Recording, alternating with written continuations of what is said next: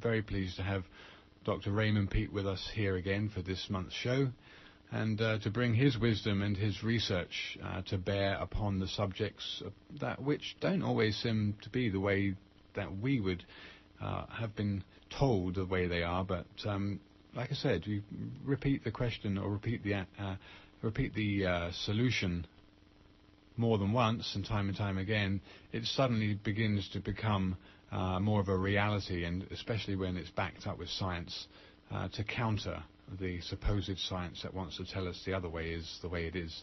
So, Dr. Peat, thank you so much for joining us again. Hi. First of all, I think, as always, there are people here who just have never heard us before. Maybe they haven't heard of you either, but I'm not too sure about that.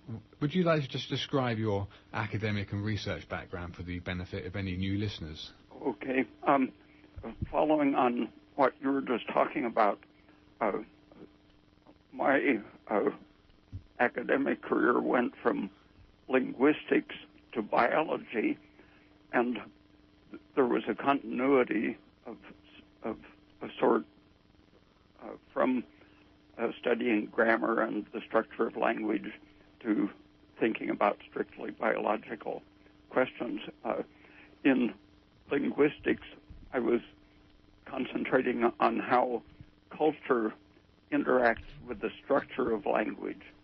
I was seeing the evolution over hundreds and hundreds of years of understanding in the culture as being what shapes the way the grammar itself of language works. And for various reasons, I switched over to biology, thinking to understand the brain better. The brain as the organ that carries culture and language. Mm-hmm. And so when I got into biology and went from brain work to reproductive physiology, I was still interested in those questions of how the context interacts with the structure. The focus on language made me see that there was an identity between the surrounding culture and the physical structure of the language.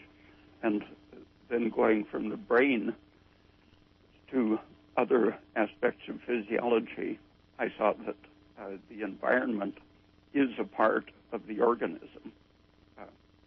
So that accounts for my orientation in biology, that it's really concentrating on the interaction moment by moment between the animal and the environment. I think before we get started onto a continuation of last month's subject, which were surrounding sugars and the debunking of the cholesterol heart disease myth, this month's show is going to be a continuation of last month's show, Dr. Peat, on the sugars and how beneficial they are, just to highlight the particular sugars that we're going to be looking at that are beneficial without doubt, and there's plenty of research to back it up, is fructose as a fruit sugar. But before we get into that, I think it would be useful, if for no other reason than for me to understand, that you've spent 20, 25 years or 30 years researching the areas of academic science that you were involved in doing your PhD, which was around hormones and their interactions. How often do you find... I think it's more like 40 years. 40, yeah. Oh, I'm sorry. I'm sorry. Okay, well, 40 years. That's a compliment, Dr. Peat. He thinks you're younger than you are. Okay. How often do you find that the mainstream science conflicts with the evidence that you find? Oh, well, that was a constant, almost daily experience in my attending lectures. I was really surprised anytime a professor said anything that I thought really related meaningfully to the biological facts. There was a book that was used as a text in genetics. It was called Classical Papers in Genetics. And reading through that, I couldn't find any case in which the facts were honestly presented. It was really a little handbook of ideology. And my experience with the academic science people was that they are very heavy on ideology, very light on facts. I almost never saw a science professor in the science library, and I spent many years every day reading in the library. I think I saw maybe 4 professors. 2 of them I saw more than once. Oh no. Okay. All right. Well, let's get into the meat of this month's continuing program on sugars. And again, just to reiterate the fact that the lies. I think it was Adolf Hitler said that if you have to make a lie colossal enough and repeat it often enough for people to really believe it as truth. So it's not just small lies, but sometimes colossal lies that are put out there that are certainly things we have to watch out for when we hear whatever we hear. So let's go on to sugars. You, for the benefit of our listeners, you have I think it's bi-monthly newsletter, isn't it, that you produce? Mm-hmm. Yeah. Okay. And the last newsletter, actually, we just received it. It was on sugars, and there was. I know that you've always. Your father had diabetes, and that was a personal experience upon which you were interacting. There was a statement in your newsletter towards the last part of it that the addition of fructose to glucose during infusion, intraportal infusion, increased the net glucose uptake, even when the insulin secretion was compromised, as in the diabetics.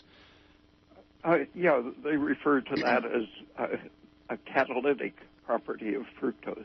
It doesn't just increase the metabolism and uptake of glucose, but it increases the whole metabolism of the animal.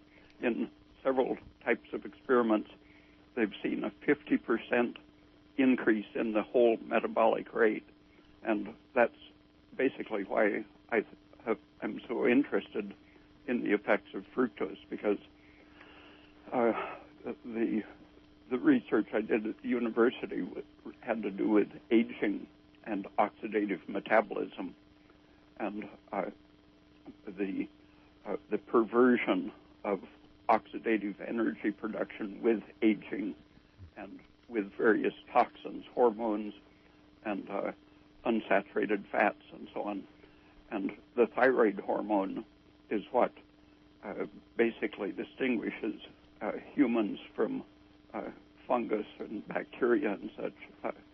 The higher development of the brain goes, the more oxidative energy production is needed. Right. And the development of a baby's brain prenatally is very closely tied to the amount of glucose it metabolizes. You restrict the glucose to the baby, and the brain is smaller. You feed it extra glucose, and the brain is bigger. Mm-hmm. Okay, so can I just, sorry to interrupt you there, Dr. Peat, but for our listeners, just go over a little bit of sugar science here. Everybody's familiar with white sugar, and that's sucrose, which is half fructose, because you've mentioned fructose now, and also half glucose. And then all fruits contain approximately the same ratio of fructose and glucose as white sugar. It's half fructose, half glucose. And then other sources of carbohydrates like grains, beans, starches, any other carbohydrate-like food, bread, pasta, potatoes, root vegetables, they are almost all glucose. So they're devoid of the fructose. It's easy to remember fructose because it sounds kind of like fruit. Yeah, and the only place fructose slows down glucose is in the absorption from the intestine. The fructose itself is slow to be absorbed compared to glucose, and so if you eat starch, like white rice or white bread, you'll get a very sharp increase in the amount of glucose in the blood. That'll stimulate insulin to handle that rising glucose, and that stimulates cortisol to prevent the reverse reaction from too much insulin and not enough sustained glucose. But when you eat sugar, the glucose half is broken off, and the fructose lags a little bit in being absorbed. And that's why it's a safer sugar for diabetics, fructose or white sugar or fruits. Yeah, and so the glucose from the fructose gets absorbed, and then the smaller amount of fructose coming in accelerates the absorption of the glucose by the various tissues, not just the liver, but brain, kidney, heart, everything.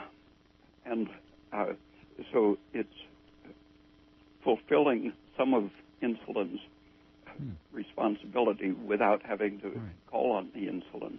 But it actually, under some circumstances, can inhibit the release of insulin so that it prevents the spiking of insulin and takes care of insulin's work in the relative absence of insulin.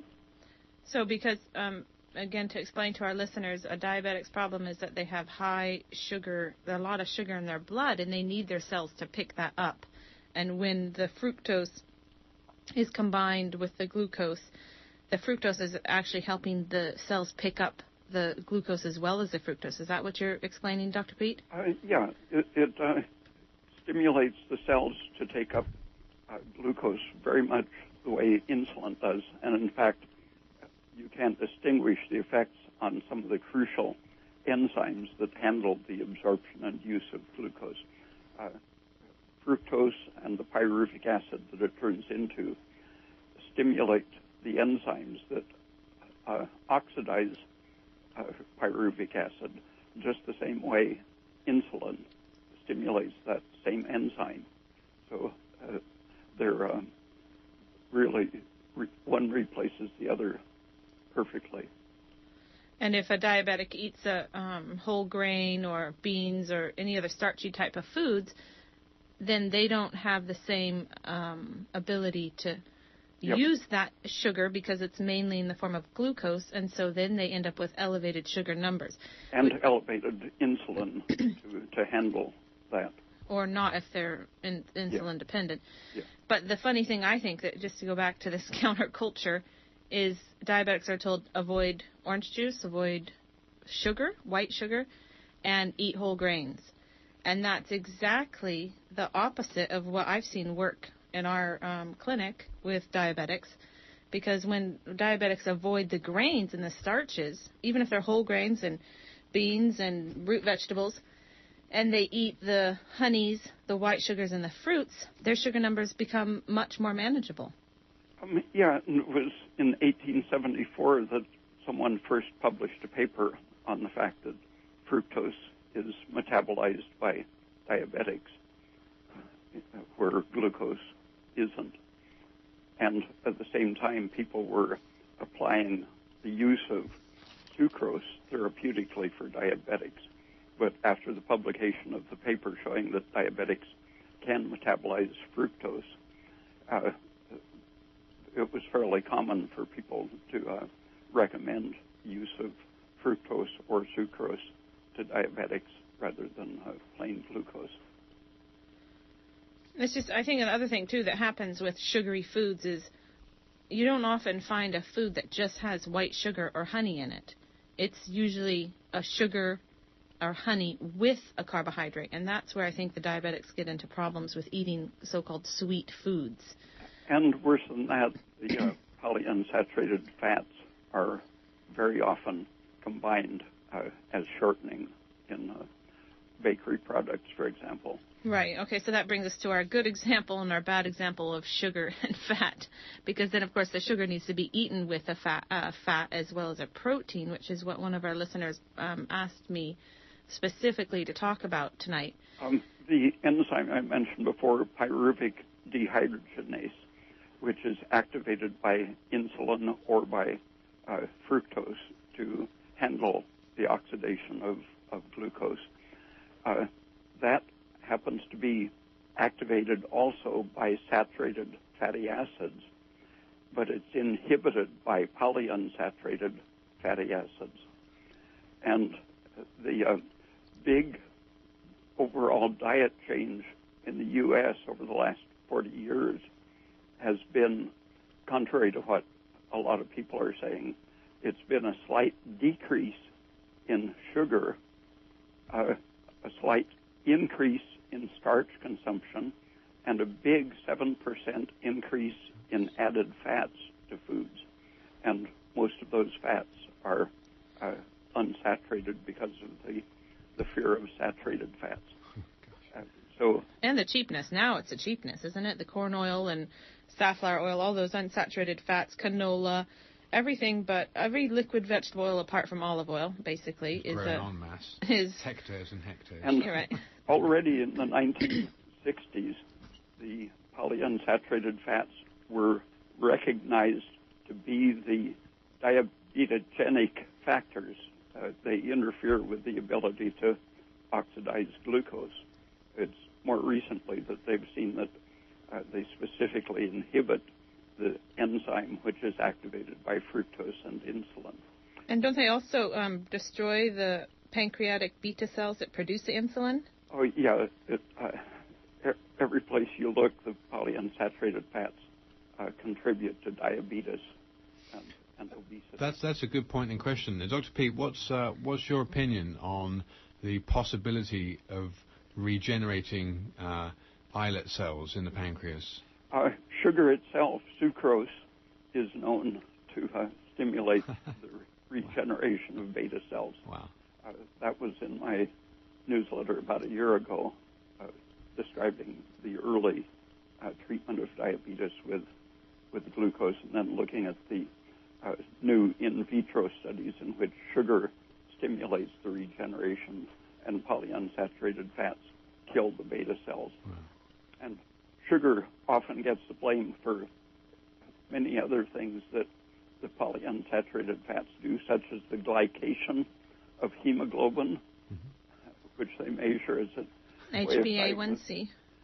But most of the glycation, so-called, is really the oxidative breakdown fragments of the polyunsaturated fats.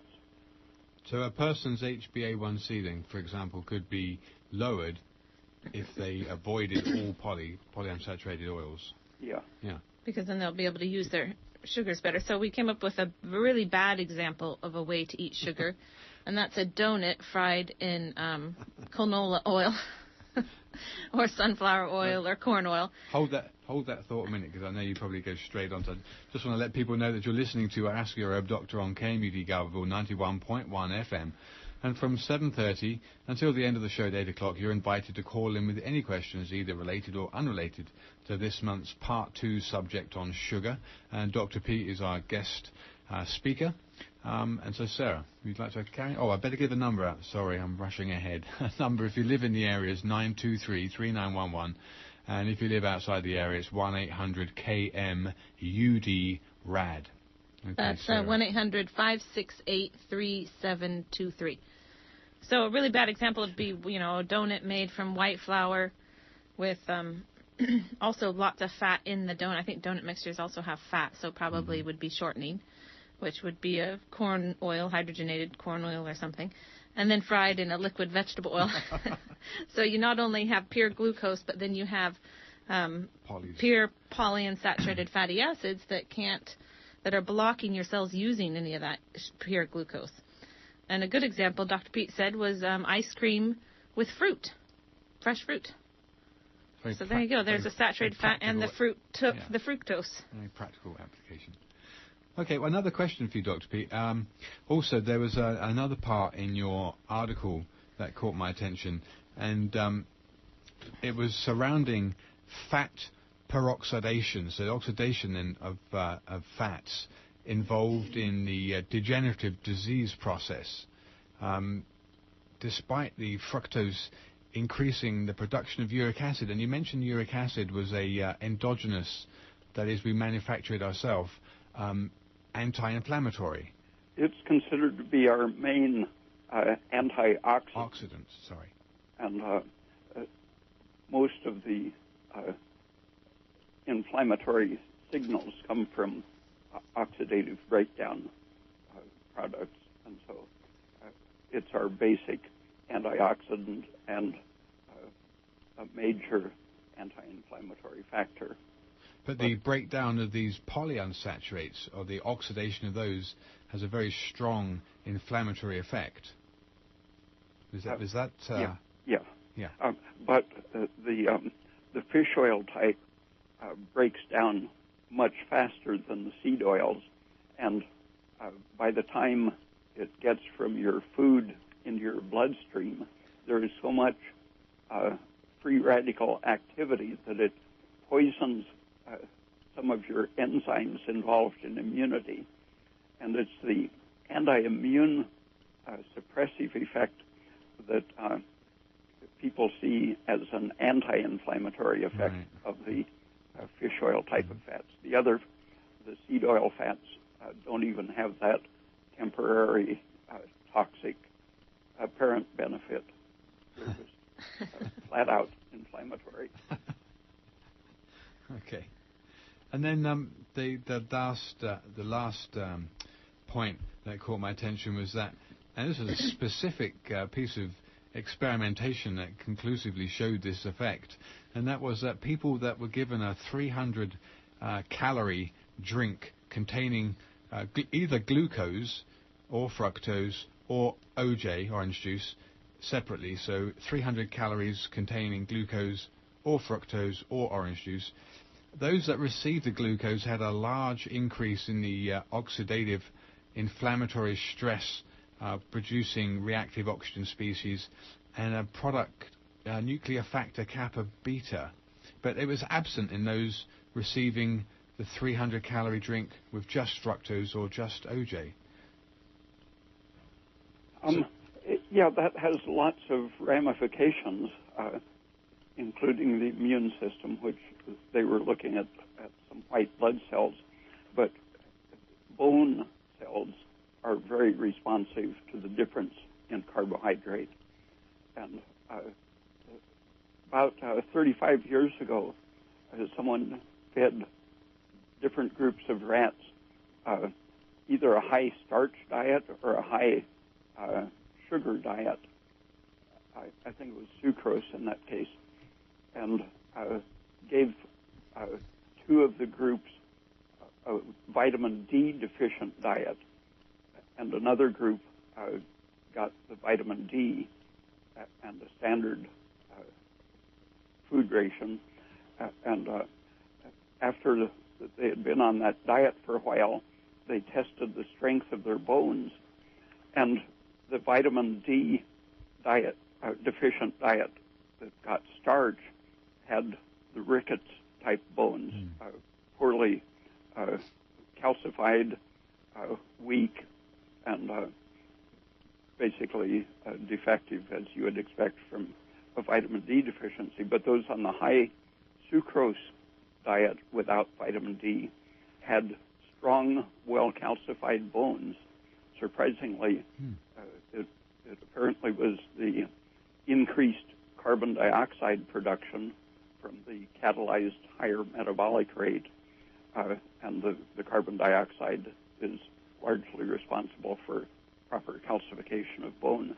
Wow. So does a higher CO2 content actually allow extracellular calcium to move into bone stores? Yeah, the first bone material laid down is calcium carbonate, even though later it turns to a phosphate compound. And in vitro experiments showed that you can have an acidic condition as long as it's based on carbon dioxide as the acid, and have strong bones, and the same amount of lactic acid, pH, will cause interruption and dissolution of the bones. So it's the fact that starch tends to produce a shift towards lactic acid rather than carbon dioxide. Now, this is why you say that oxidative exercise like aerobics or jogging is bad for you, because the stress that causes is counterproductive to calcium being laid down? Exercise coaches, it has taken about 40 years for the science to get to the trainers, but the East Europeans were the first ones to limit the training their athletes did, and they won a lot of Olympic medals by undertraining. Because the whole aerobic exercise puts too much stress on the body. Yeah, the testosterone goes down and the cortisol goes up, and you lose tissue and speed and coordination. So do they do some different type of exercise for their athletes? Cutting the exercise short before the lactic acid rises enough to poison the right hormones. Which, I mean, isn't that long in aerobic exercise, is it? It's like a couple minutes. Yeah, a minute or two is enough. A minute or two at a high heart rate, then followed by a break to let the heart rate go back down? I mean, is that... Yeah, and to get the lactic acid under control, because it turns on the stress hormones that destroy your muscles and nerves and bones. And then the other downside of the aerobic exercises that you constantly bring up is that you deplete your own CO2 stores. Yeah, by taking too much oxygen, which is another point, that oxygen's not always the good guy. I know we need it to live, to breathe, etc., but it's not the thing we need to be striving for. I think most people that we see and we look at labs, most people's CO2 is fairly low. Yep. The typical well-trained long-distance runner has been found to have basically defective lung function, because the chronic elevation of the lactic acid causes a thickening of the air sacs, making the path of oxygen diffusion longer, and so it poorly oxygenates their blood. Wow. So is it a type of fibrosis from inflammation, or is it a different mechanism? No, just, I think, waterlogging. Right, okay. Wow. The lactic acid does lead first to the waterlogging, inflammation, and eventually to fibrosis. Okay, well, you're listening to Ask Your Herb Doctor on KMUD Garberville 91.1 FM, and from now until the end of the show at 8 o'clock, you're invited to call in with any questions, either related or unrelated to this month's topic on sugars. The number, if you live in the area, is 923-3911, or if you live outside the area, it's 1-800-568-3723. That's 1-800-KMUD-RAD. Okay, so to carry on with sugars then, I think what we probably should bring out again is that the brown sugar movement, the hip and trendy replacement to what was maligned early on as the white sugar by many people. So it was a hip thing to produce brown sugar, raw sugar, molasses, etc., and it was a health food replacement, making a better replacement for the white sugar that we always had before. Say a little bit about brown sugar, because brown sugar itself is not particularly good, is it? In an extreme situation of poverty, the crude brown foods, brown bread, brown rice, brown sugar, or molasses, those are definitely important sources of nutrients. But when people start eating more fat and protein, they can stand to lose the nutrients in those, and they're gaining some freedom from toxins and inflammation when they reduce those brown substances.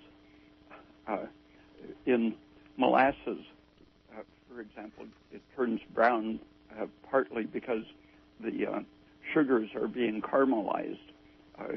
The minerals combined with heat and oxygen for dehydrating the juices.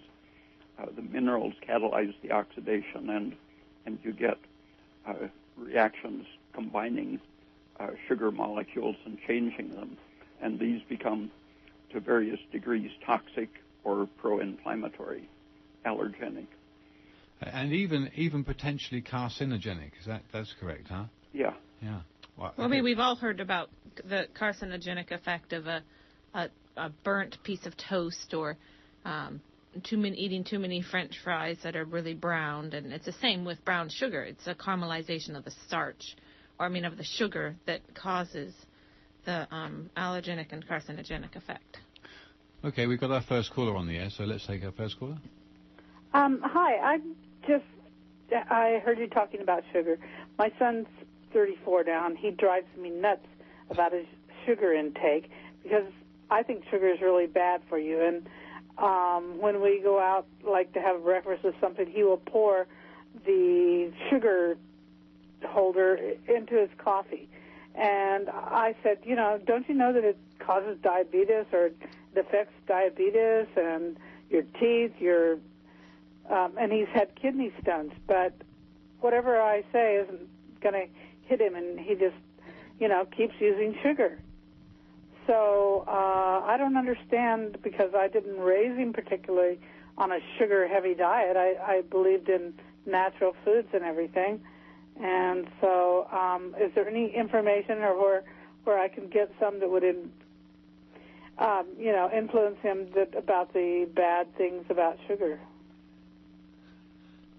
There's a natural tendency of people who have some hormone imbalance, especially hypothyroidism, which makes your liver unable to store glycogen effectively.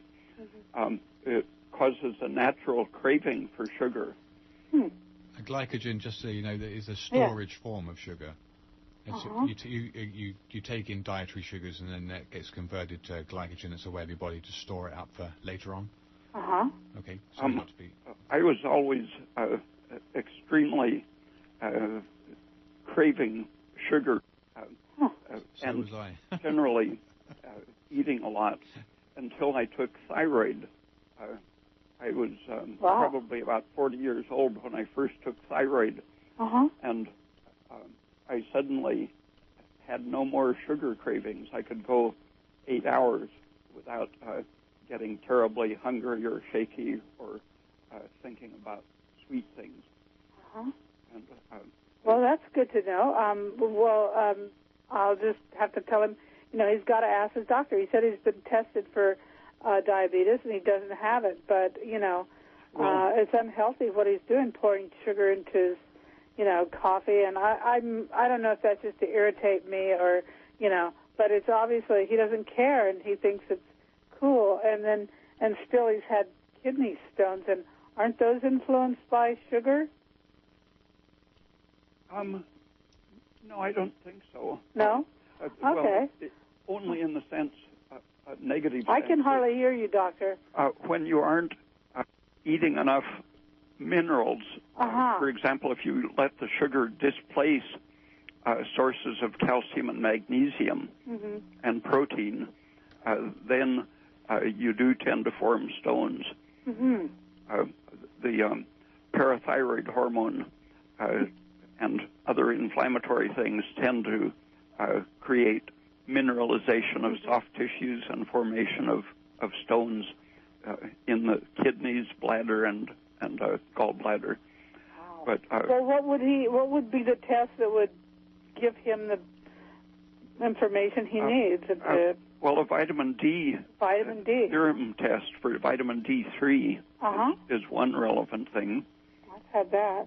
Well, and mine came out all normal and everything, so I don't know. But anyway, that's good information. I will pass it on to my son. And the fact that he's adding that white sugar to his coffee is probably protective, because coffee lowers your blood sugar, and if you have just pure black coffee, you'll actually end up lowering your blood sugar. And if he's someone who's craving a lot of sugars, that's probably why he's just like figured it out that if he has coffee, he better have sugar with it because it makes him feel better. Yeah, I take my coffee black, so I don't know. It's really weird for me. And it's going to be easier for his body to use the white sugar than it would be a big pile of pancakes. But he probably just craves all types of sugars, whether they come from starches or sugar. Is he quite lean? No, he's not. And he works really, really hard, but he's stocky. He doesn't, I don't know, I know he likes ice cream and stuff, but it's mainly when I just see him dump like a sugar shaker into coffee, and we could be in an organic restaurant or whatever and having healthy foods, and he's still got to have that sugar fix. And well, his body's obviously telling him something, so yeah. He could get his thyroid checked and his vitamin D checked, and that would be a good place to start. Yeah, that would be a good start. Well, thank you so much for your help. I really appreciate it. You're very welcome. All right, bye-bye. Bye-bye. Okay, well, we have another caller on the air, so let's take this one. You're on the air? Hello. Hi, you're on the air. Hi, guys. This is Tesha. Hi, Tesha. Hello. Well, first I just want to really tell you how much I appreciate you guys bringing this information and to the airways. And I really want to encourage the listeners to really listen with an open heart and kind of put, everything you've heard your whole life in the background and just take in the information as it comes because, this isn't readily available information. And but to get back to that previous caller, about the whole sugar with the coffee and whatnot, maybe you could expound a little bit more on the whole key of balance and how when you do consume sugar, how it is important to have it with the proper amount of fat and protein to slow down, the release of the sugar, and vice versa. If you're going to have protein, you need the sugar to help the body be able to utilize and break down the protein, as you know what I'm saying. Exactly. So anyway, I just wanted to encourage you guys to clarify that even more so that people really, as they do tune in, even if they tune into the middle of the show and they hear all these great things about sugar, but to go back to the balance and also, I think it's great how you were explaining to add sugar into the coffee to help boost up your blood sugar, and all of that. But anyway, I just want to thank you guys a lot. Okay, Dr. Peat. Thank you for your call, Tesha. Yeah. Dr. Peat, can you explain? Sorry, Andrew. Can you explain why it's so important to have a protein when you have a protein to have it with a fruit or honey or sugar because of the blood sugar lowering effect of the protein? Yeah, the amino acids in the protein themselves are strong stimulants of the insulin secretion. And when you don't take in sugar, the insulin to dispose of the protein will lower your blood sugar. And to prevent the blood sugar going down, you tend to produce either adrenaline or cortisol or both. And if your liver didn't have the glycogen stored to release glucose under the influence of adrenaline, then you depend on cortisol to keep your blood sugar steady, and cortisol activates the conversion of protein to sugar and fat, and so you've destroyed a big part of the protein that you've just eaten. I've seen people who were eating a couple of pounds of meat a day who were having signs of protein deficiency and getting fat. So to handle the protein efficiently, you need the glucose to make sure that your insulin isn't lowering your blood sugar. You need either glucose or fructose to steady your blood sugar. And the fat does several things. The saturated fat works with fructose and insulin to handle your oxidation of the glucose. And the fat also slows the absorption so that you don't get a surge of fat or a surge of glucose in your blood from eating, say, coffee with sugar. And the coffee, like the glucose, stimulates your metabolic rate. And both of those, by increasing your metabolic rate, are going to increase your general nutritional requirements. Minerals and all of the vitamins have to be adequate. And if you substitute the sugar for things like fruit, milk, cheese, shellfish, eggs, and so on, then you're very likely to become deficient. Biotin and vitamin B6 and pantothenic acid and selenium and copper are things that are among the first to become deficient if you try to run on too much coffee and sugar and not enough food. So, yeah, as much as, the fructose helps people's cells pick up the sugar, and there's all these anti-inflammatory effects from eating fructose or fruit or honey or sugar, everything has to be kept in a balance, is what I guess you're trying to say here, Dr. Peat, with the correct nutritional balance of proteins and good saturated fats, coconut oil and butter. Otherwise, you will suffer a deficiency from either too much protein or too many sugars. Yeah. Okay, well, just so people can get a list of some of the top fructose sources that also don't just have fructose, they have fructose and glucose, but they're things that you'd expect, like dates. Dates are 32% fructose. They contain B vitamins, potassium, calcium, and iron. I know, Dr. Peat, you're not too big on iron because iron's a particularly inflammatory iron. But when it's with the other minerals, it does help protect you from overloading on iron. Yeah, we're not talking about over iron consumption. Okay, and then raisins. Raisins in the same kind of group as dates, they're 30% fructose, antioxidant rich. And then agave. And now, what do you think about agave? Because agave nectar has been touted as a very good replacement, and it actually contains about 43% fructose, as well as the fructans, the polymers of fructose, and they're also found in asparagus and artichokes. Yeah, the fact that they mentioned the fructans, I think probably means that it's being produced enzymically from the core of the agave plant rather than from the juice. Because that's a waste product, if you like, is it? Yeah. Of tequila production. Yeah. They're using spent raw material. And so, Doctor, can you give us some examples of some good food combining for protein, fat, and good sugar?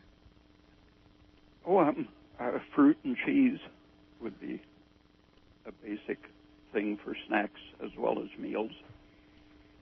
Grapes and cheese. Sounds good.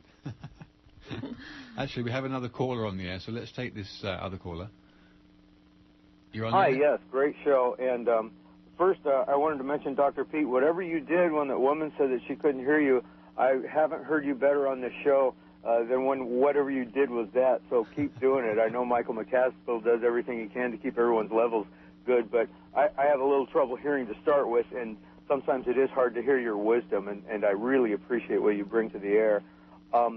It's come up in recent news reports that it seems like under constant attack are the natural substances on the earth, what with Rossum Foods being attacked by the foodorales and the federal forces going in and dumping this raw milk, and then what's going on recently with medicinal marijuana here after Obama told us it was going to be left alone if it was legal in the states where it was legal. And I understand Phoenix and states all along the west in Colorado and, of course, right here in our own backyard have been attacked. And it always amazes me that the people who put out chemical concoctions cooked up in a lab somewhere, call it Vioxx, say it's safe, and kill a bunch of people before it's taken off the market but nobody goes to jail, versus the people who are taken to jail because their food is inherently dangerous when it's natural.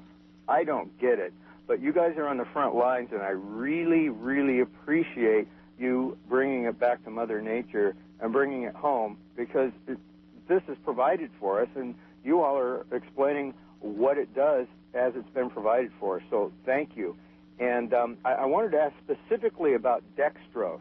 Dextrose, from what I gather in my research, is basically that spoonful of sugar that helps the medicine go down, because I don't see dextrose mixed in with much of anything else but medicine. And I'm curious as to the function and purpose of dextrose, what it's really all about. And also, since Steve Jobs recently passed and pancreatic cancer was related to that, I understand he used to stay up for days at a time working on his inventions, a lot of coffee, and but he also ate a lot of health food. If maybe you could address the aspects again of, because I was having a little trouble hearing this, of what can help regenerate those pancreatic cells and what can adversely affect them as far as benefits of coffee and, you know, keeping that in balance. So dextrose and pancreas, that's kind of the basic questions. And thanks again for all that every one of you do. Thank you. Thank you for your call. Thank you for your call. What do you think of dextrose, Dr. Peat? Well, glucose, it's just the other word for glucose. And starch turns into that. And it's great stuff in itself when it's in the right balance with other things, including a little bit of fructose always, and saturated fat and minerals and vitamins. The dextrose or glucose itself is a factor in helping the pancreas to regenerate. It's the polyunsaturated fats which misdirect the metabolism of glucose and fructose.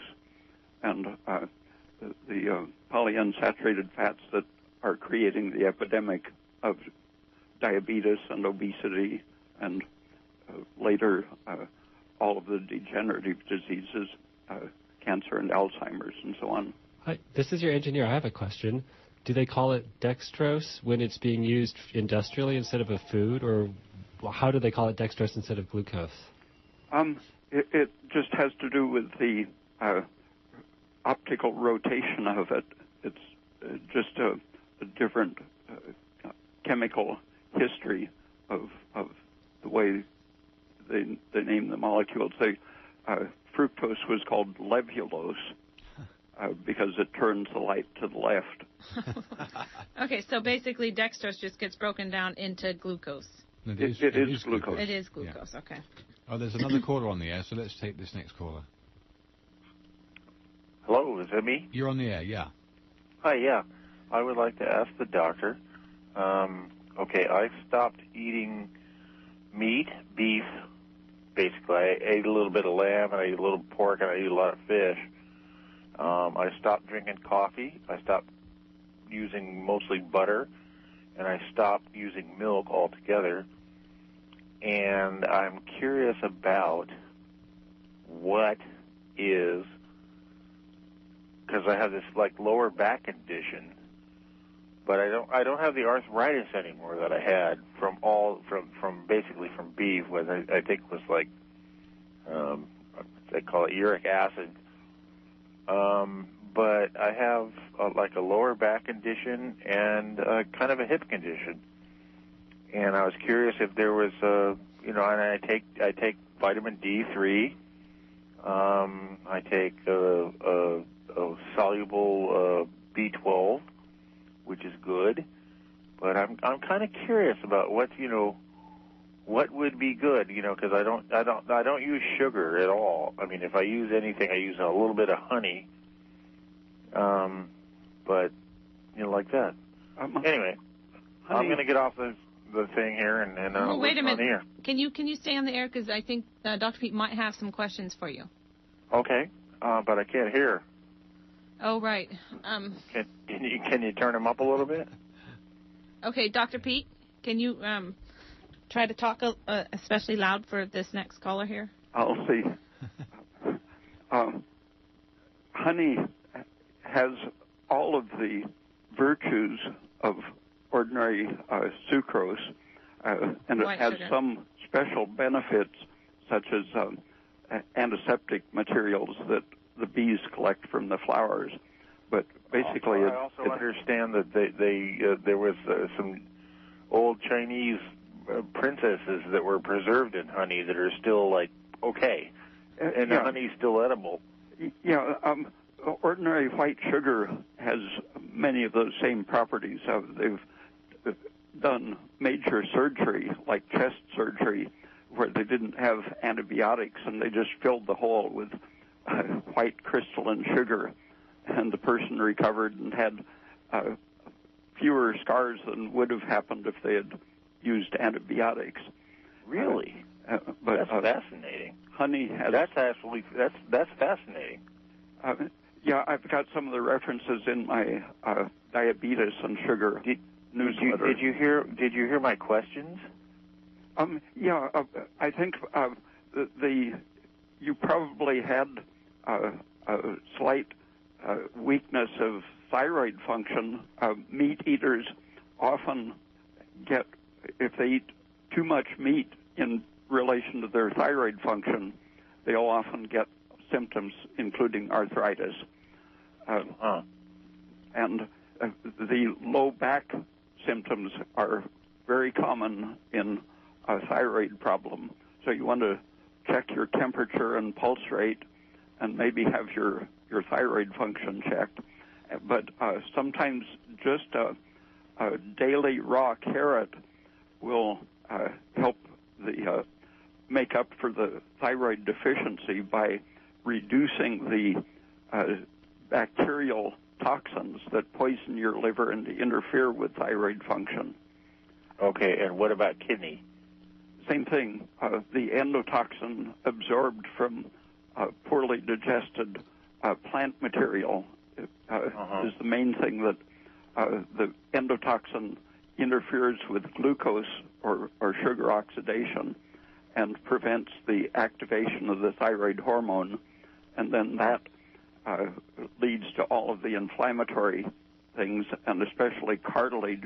The discs between vertebrae tend to swell or become soft when you're thyroid deficient and having endotoxin.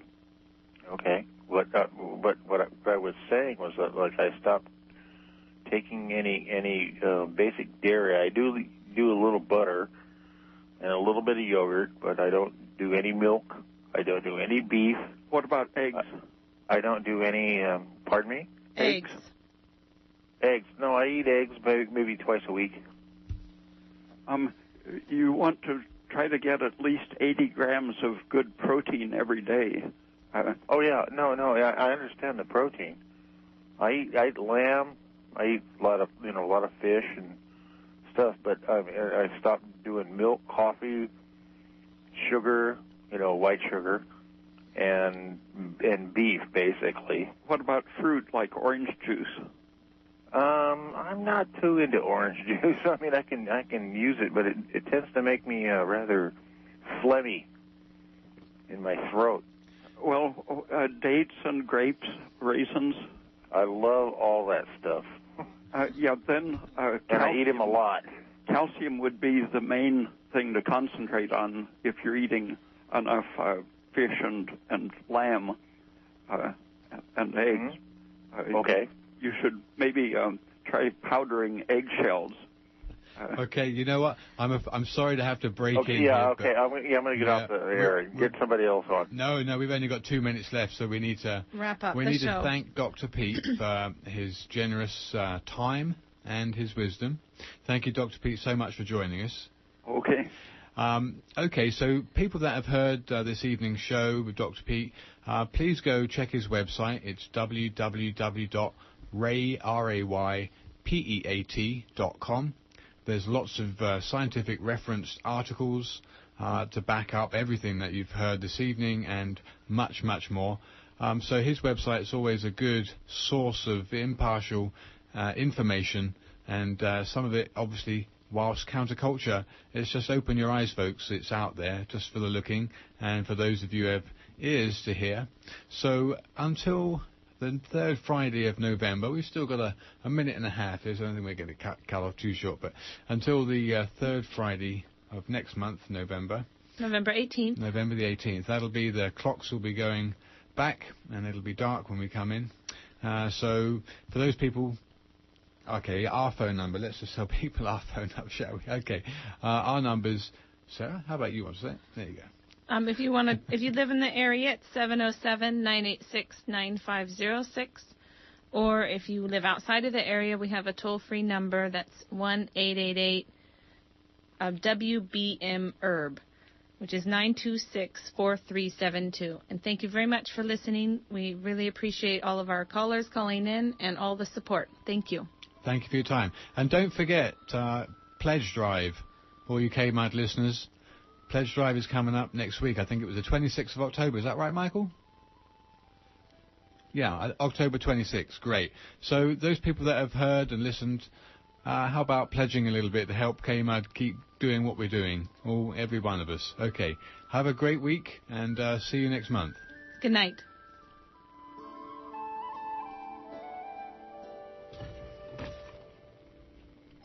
And K-Mud thanks our business underwriters for their continued support of our community radio station. To find out how your business can help K-Mud and to get your message out at the same time, call the business office at 923-2513. Please remember that this program is supported by the listener members of Redwood Community Radio. If you like what you hear, please consider becoming a member of KMUD or renewing if you've already joined. A regular yearly membership is $50, but we accept any amount. Help us keep free speech alive.